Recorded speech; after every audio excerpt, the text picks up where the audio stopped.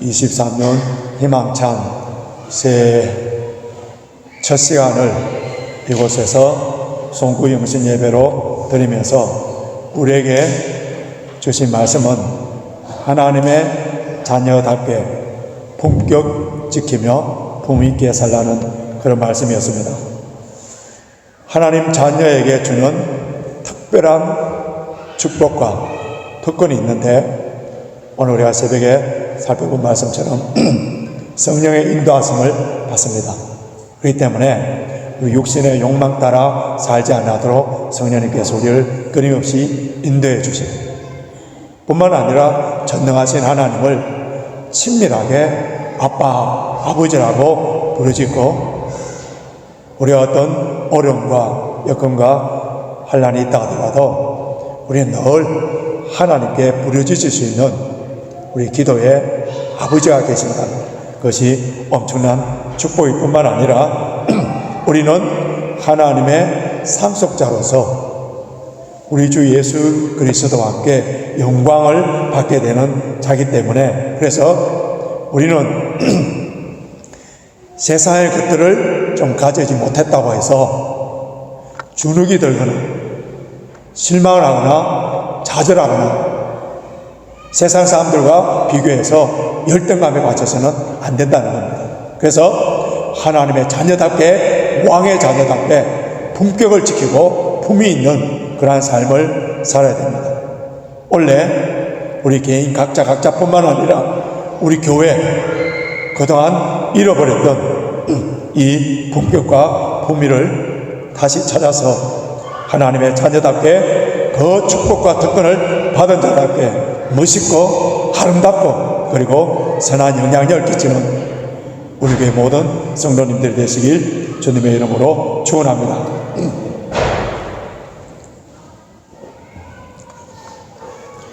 뉴욕 타임즈에 해마다 그 해에 새로 생겨난 전문 용어를 발표하는데, 몇 년 전에 환경과 관련되는 그러한 용어를 발표했습니다. 그것이 뭐냐면은 앞에 화면을 보시면은 CCD예요. CCD. Colony Collapse Disorder. 이 말을 우리나라 말로 번역하면은 군집붕괴라 할 수 있습니다. 벌통에 여왕벌과 아기벌을 남겨두고 일벌들이 나가서 돌아오지 않는 거예요. 혼란이 사라지는 아주 기이한 현상들이 일어났습니다. 이것은 세계 곳곳에서 일어나는 현상인데, 수만 마리의 벌떼들이 나가서 돌아오지 않는 거예요. 집단적으로 사라지고 죽어버리는 그런 현상이 있습니다. 자, 이런 문제는 꿀벌들이 없어지면 양봉업계에만 손실이 있는 것이 아니라 식량 생산에 치명적인 영향을 끼쳐야 되는데, 사실 꿀벌들은 우리에게 꿀을 주는 그 이상의 가치가 있는 그러한 중요한 역할을 합니다. 따로따로에 재어져 있는 암수의 식물들을 서로 꽃가루를 날려다 주는, 그래서 열매 맺도록 하는 것들이 벌꿀이에요. 근데 인류 식량의 3분의 1이 곤충의 수분의 그 활동에 의해서 생산되는데, 그의 역할하는 곤충의 80%가 바로 꿀벌이라고 합니다. 지구상에 수많은 스페시스가 존재하고 있는데, 철저한 먹이 사슬로 그 푸드 체인으로 형성되어 있는데 서로 긴밀한 관계를 맺고 있습니다. 그래서 어떤 한 종이 마구 번창하면은 그 다음 종이 실종되는 그런 경우들이 있는데요. 그런데 이 중에 없어져도 되는 그런 종이 있습니다. 그런데 절대로 없어져서는 안 되는 종이 있는데, 그것이 5종류라 합니다. 그것이 뭐냐면은 플랑크톤, 균류, 벌, 박쥐, 연장류. 이처럼 벌은 지구상에 없어서는 절대로 안 되는 그러한 생물인데, 벌떼 실종이라는 기이한 현상들이 일어난다고 합니다. 많은 학자들은 많은 농약을 짓기 때문에, 또 신종 바이러스, 지구의 온난화 현상, 그리고 현대에 들어와서 수많은 모바일폰을 통하여서 전자파가 벌들의 방향 감각을 잃어버리도록 만들어서, 그래서 자기 집으로 돌아오지 못하고 다른 곳에서 이렇게 떼죽음을 한다는 그 원인을 발표하기도 했습니다. 일찍이 물리학자였던 알버트 아인슈타인은 벌들이 세상에서 사라지면은 인류도 4년 안에 사라진다. 이 벌의 생존과 인류의 생존을 불가분한 관계로 그렇게 봤습니다. 그렇기 때문에 여러분 집에 벌이 들어오면은 무섭다고 무조건 파리채로 잡아 죽이지 마시고 살려서 잘 보내주셔야 됩니다. 가정에서부터 환경보호에 대한 것을 철저하게 실천해 나가야 되는 거예요. 과학기술 발달로 말미암아 환경을 우리 인류들이 너무 많이 파괴해버렸기 때문에, 그래서 우리 후손들 다음 세대들이 이 환경을 통하여서 오는 재해를 엄청나게 받아야 되는 그러한 세대입니다. 그래서 우리 세대에 다시 환경을 보호하는 그런 일들을 해야 되는데, 이 환경의 문제는 인간의 생존의 문제뿐만 아니라 신학적으로 아주 중요한 이슈예요. 우리가 구원론을 말할 때에 내가 구원받았다, 하나님의 자녀가 됐다 했을 때 개인 영혼 구원에서만 머물러서는 안 됩니다. 우리 로마서를 쭉 보면서 이 로마서를 통하여서 우리의 구원론이, 우리 구원론의 지경이 넓어져야 됩니다. 넓어져야 됩니다. 우리 영혼의 구원뿐만 아니라 우리 몸도 구원을 받아야 됩니다. 뿐만 아니라 우리가 구원받음으로 말미암아 창조의 질서도 회복시켜야 되는 그러한 사명이 있는 거예요. 예수 믿는 것은 나 혼자서 예수를 믿어서 내 마음에 평안을 얻는 것에서 끝나는 것이 아니에요. 내가 축복받고 내가 잘되고 내가 천국 가는 것에 있어서 만족한다면은 그거는 비뚤어진 잘못된 성경적인 그런 올바른 구원론은 아닙니다. 내가 구원받음으로 말미암아 이웃이, 민족이, 열방이 나를 통하여서 하나님께로 돌아올 뿐만 아니라 지금 오염되고 파괴되고 있는 이 환경까지도 다시 질서가 회복되어야 되는 그러한 사명이 우리의 구원론 안에 포함되어 있는 거예요. 그렇기 때문에 내가 구원받음으로 말미암아 오늘 우리가 첫 찬송을 부른 것처럼 축복의 통로가 되어서 나로 말미암아 우리 교회가 든든하게 세워지고 우리 주변의 이웃들이 함께 기뻐하고 자연의 영역까지도 선한 영향력을 끼쳐야 되는 그러한 존재들이에요. 하나님께서 창조하신 오늘 우주 만물은 너무너무 아름다워서 천지 창조를 만드시고 하나님께서 보시기에 좋았더라, 심히 좋았더라 말씀했습니다. 근데 이 자연 만물을 우리 인간에게 주셨어요. 이 자연을 통하여서 하나님의 위대하심과 하나님의 세밀하심과 하나님의 그 솜씨를 찬양하도록 했습니다. 그래서 자연을 통해서 우리 인간은 일반 원총, 그 자연 원총을 깨닫도록 했습니다.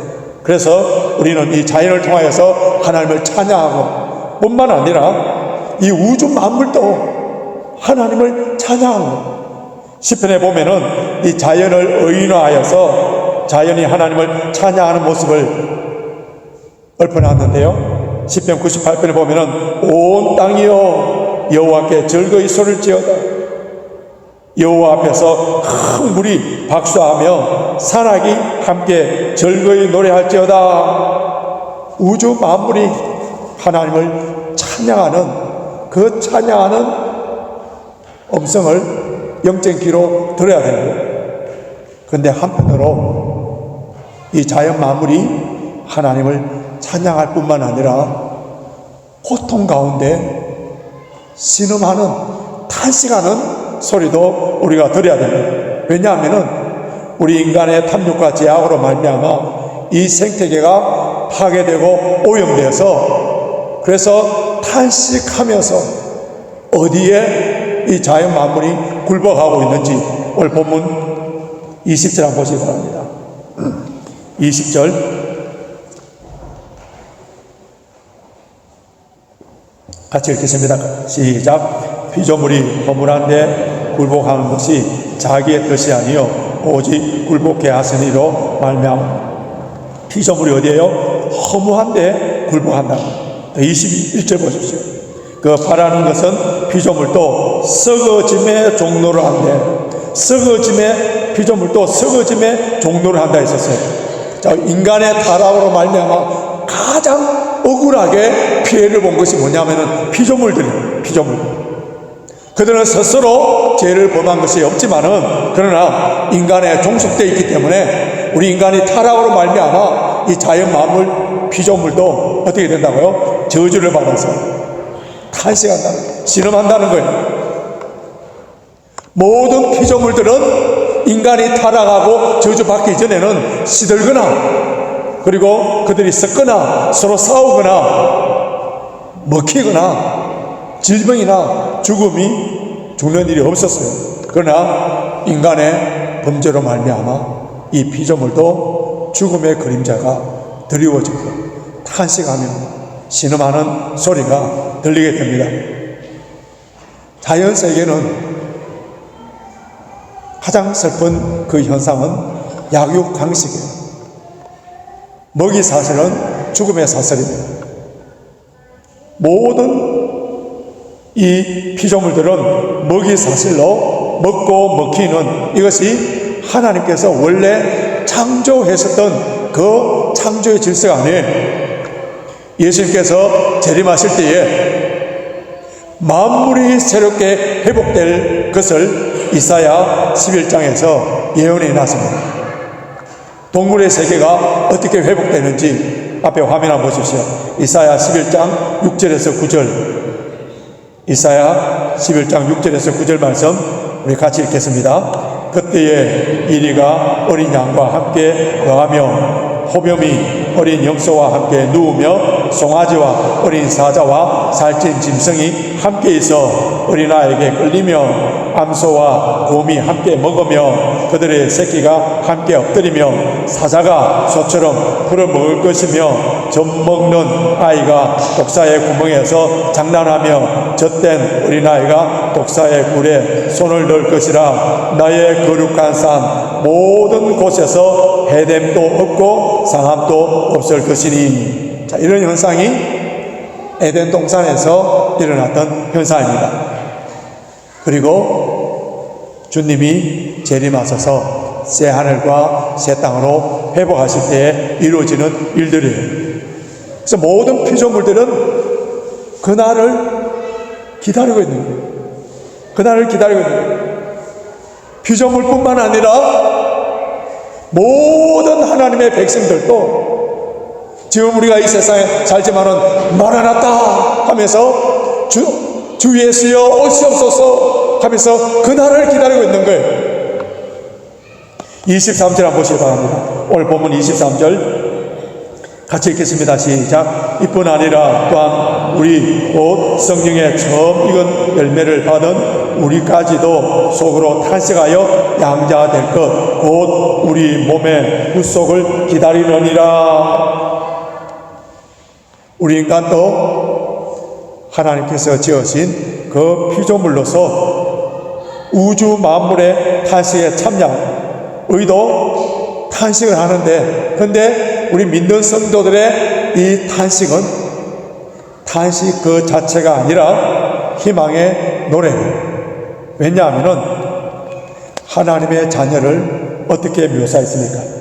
다시 23절 보시면은 성령의 처음 익은 열매, 성령의 처음 익은 열매. 우리가 예수 그리스도를 믿는 순간에 우리 심령 속에 성령이 임하여서 성령의 처음 익은 열매가 되는 겁니다. 그런데 이 로마서에서 성령의 처음 익은 열매가 어떤 것인가 구체적으로 밝혀주고 있는데요. 자, 8장 1절 보십시오. 8장 1절 2절 보면은 정죄함이 없고 또 그리스도 예수 안에 생명의 성령의 법이 죄와 사망의 법에서 해방하였습니다. 이 성령의 처음 열매뿐만 아니라 13절 보십시오. 너희가 육신대로 살면 반드시 죽을 것이로되 영으로서 모든 행실을 죽이며 살리라. 성령으로 말미암아 우리의 육체의 욕망을 죽이는 그러한 은혜를 받았다. 14절에서는 오늘 우리가 송구 영신 예배 때 본 것처럼 성령의 인도함을 받는 그런 복을 받았고요. 16절에서는 성령께서 친히 우리를 하나님의 자녀로 증거해 주신다 했습니다. 그럼 성령의 첫 열매라 했기 때문에 성령의 마지막 열매, 그 마지막 열매가 있는 거예요. 궁극적인 열매가 무엇이냐 하면은 23절 하반절 다시 보십시오. 양자 될 것 곧 우리 몸의 구속을 기다리느니라. 우리 몸의 구속을 기다리느니라. 양자의 영, 우리가 하나님을 아바 아버지라 부를 수 있는 자녀가 되지 않습니까? 그런데 우리의 몸은 아직 어떻게 됐다고요?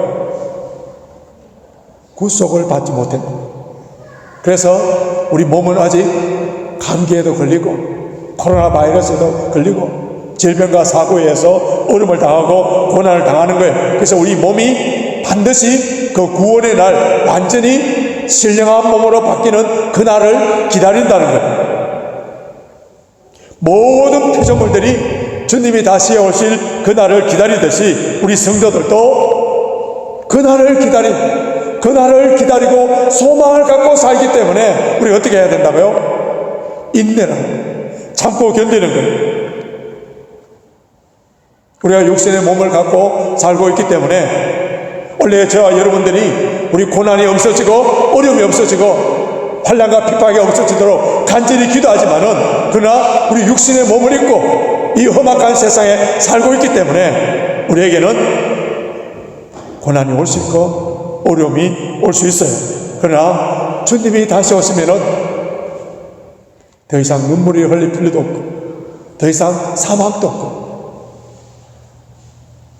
더 이상 고통의 탄식의 신음소리도 없어지기 때문에, 그래서 그날이 오기까지는 우리는 인내하며 소망 가운데 기다려야 됩니다. 그런데 우리의 기다림은 세상 사람들처럼 참을인자를 3번 적어놔놓고 이를 악물고 기다리자 하면서 기다려야 된다고 됩니까? 중국의 유명한 전도자였던 오치만리, 이분의 모든 신학은 우리가 다 본받을 수는 없지만은 그러나 그분에 대한 중요한 예화가 있어서 소개해드립니다. 어려서부터 병약했어요. 그래서 의사가 진단해 보니까 그는 청년의 때에 죽을 수밖에 없는 허약한 체질이었습니다. 그런데 이분이 젊었을 때부터 참 믿음이 좋았습니다. 그래서 자기의 그 질병을 낫게 해달라고 하나님께 간절히 기도했어요. 그 믿음을 가지고, 순수한 믿음을 가지고 간절한 마음으로 기도할 때마다 하나님께서 그의 마음속에 주시는 메시지는 마치 사도 바울에게 주셨던 그 말씀처럼 내 은혜가 내게 족하다, 내 능력이 약한 데서 온전하여짐이라, 이 말씀을 계속 떠오르게 하는 거예요. 그런데 그 응답이 흡족하지 않는 거예요. 자, 여러분들 질병에, 고질병에 있어서 그런 아픔을 가지고 있는 분들 낫게 해달라고 몸부림칠 때 내 은혜가 족하다, 내 은혜가 내 약한 데서 온전하여짐이라 하는 그 음성을 듣고 할렐루야 감사합니다 할 분이 있었어요? 부족하지만 주님 건강을 주소서, 삶의 퀄리티가 떨어지지 아니하게 해주시고 주님 부르시는 그날까지 건강한 몸 달라고 기도할 수 있는, 기도해야 되는 우리가 연약한 지체지 않습니까? 어느 날 잠을 자는데 그가 꿈을 꿨어요. 배를 타고 양쯔강에 노를 저어가고 있는데 그 앞에 큰 바위가 가로막고 있습니다. 그래서 그 바위가 있기 때문에 지나갈 수 없어서 하나님께 기도했습니다. 하나님, 이 바위 좀 치워주십시오. 그러면 제가 이것을 지나갈 수 있겠습니다. 그렇게 기도하니까 그때 하나님께서 얘야, 너를 위해서 그 바위를 치워주는 게 좋겠니? 아니면은 더 물이 불어나도록 해서 그 바위로 배가 지나가도록 해주면 좋겠니? 한번 곰곰이 생각해 보렴. 그때 그가 곰곰이 생각해 봤습니다. 이 바위를 치워주면은 또 가다가 어떤 바위를 만나서 또 난간에 부딪힐 수 있기 때문에, 그래서 그는 기도했어요. 하나님, 큰 물이 일어나서 그래서 이 배가 무사히 통과할 수 있도록 해 주십시오. 그랬더니 그 순간 강물이 불어나서 그래서 목적지까지 무사히 도착한 후에 그가 잠에서 깨어났어요. 그러고 난 뒤에 비록 꿈이지만은 그 꿈을 갖고 자기가 묵상하면서 큰 사실을 하나 깨닫게 되는 거예요.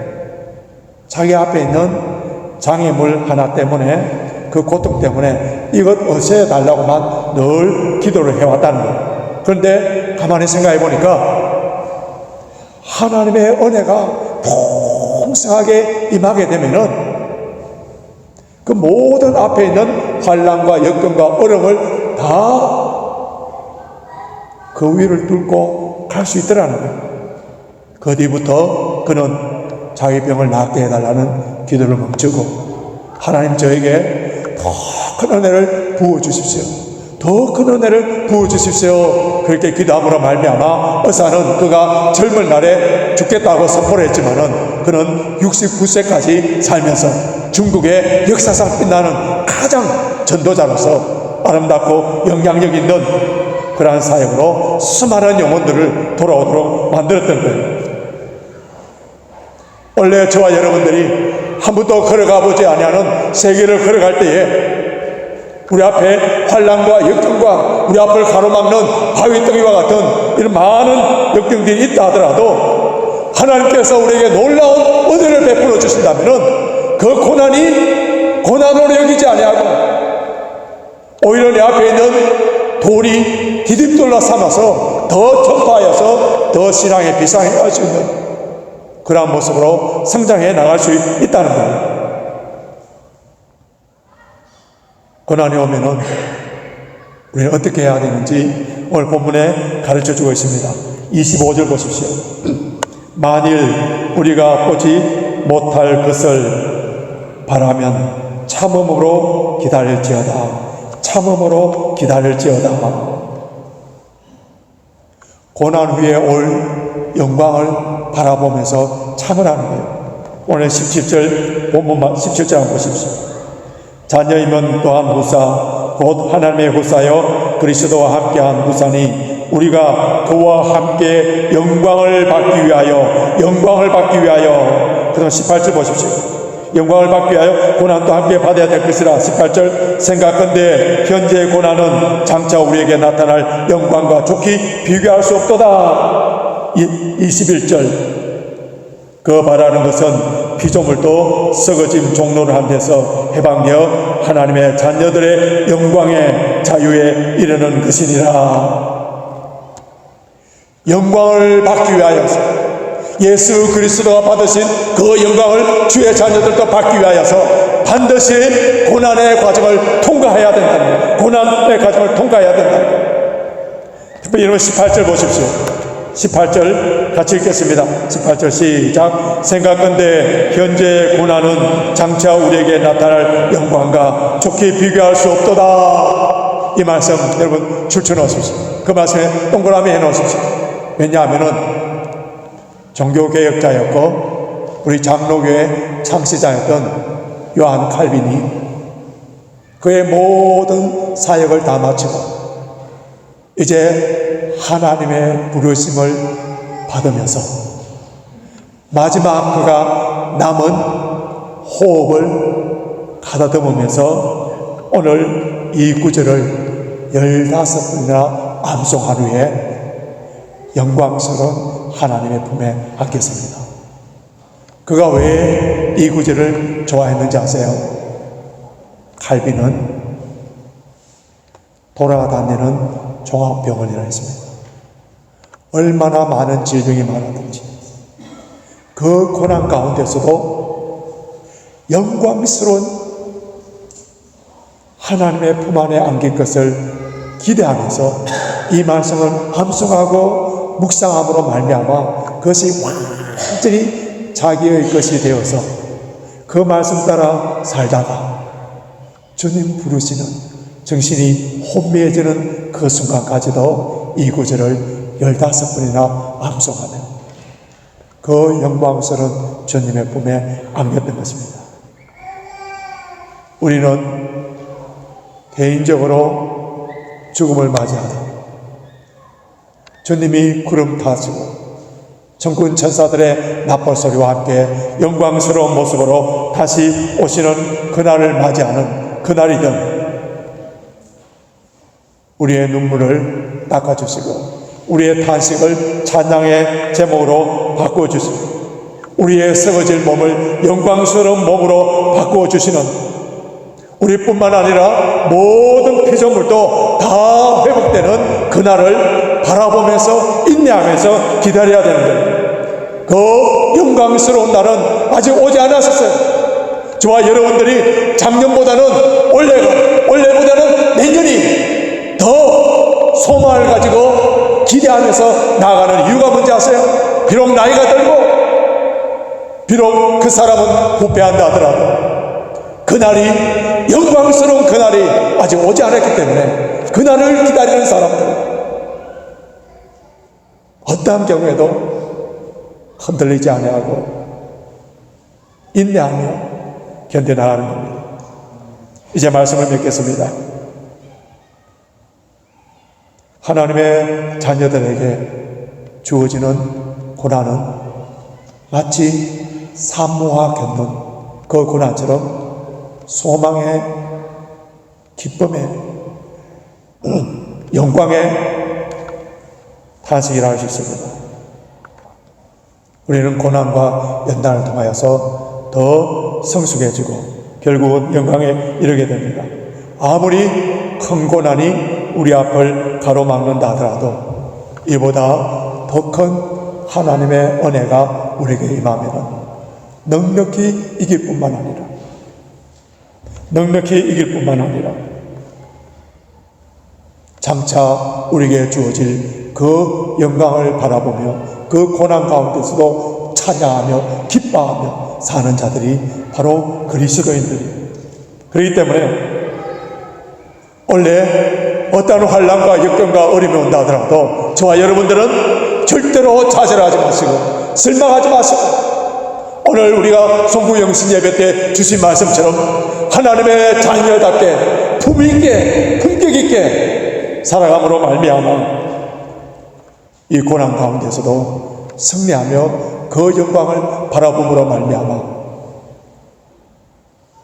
세상 사람들에게 하나님의 자녀다운 참된 모습을 보여주는 영적인 하나님의 자녀로서의 디그니티 이 품위를 가지고 올해도 승리해가는 저와 여러분이 되시길 주님의 이름으로 축원합니다.